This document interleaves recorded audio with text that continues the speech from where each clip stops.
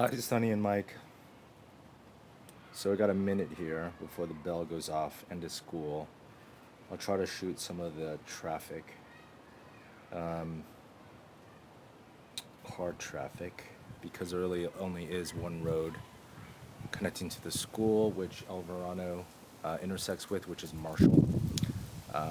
The office manager gave me a heads up that it can get congested during drop off in the morning at 8:05 and then pick up. So we'll try to catch some of that. But we're going to listen for the bell in about 15 seconds here.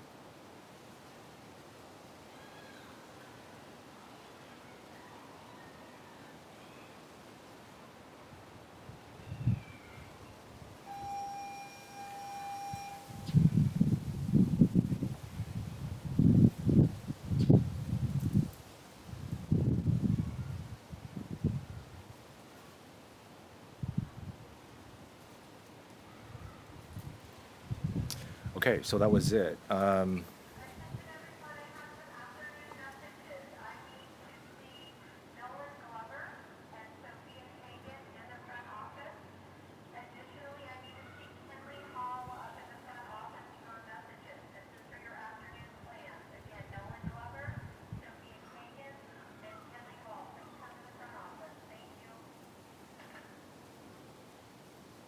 Okay, so that was also a announcement.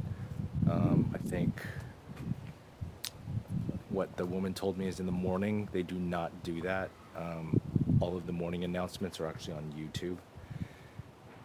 But you just there heard one of the announcements calling for a couple students to go to the office. So you will have that. I'm outside, and that bell actually was a very short buzz. She did say it's followed by some chimes, but out here in the front, couldn't hear it at all. It'd be interesting to see inside the house. We can go inside tomorrow.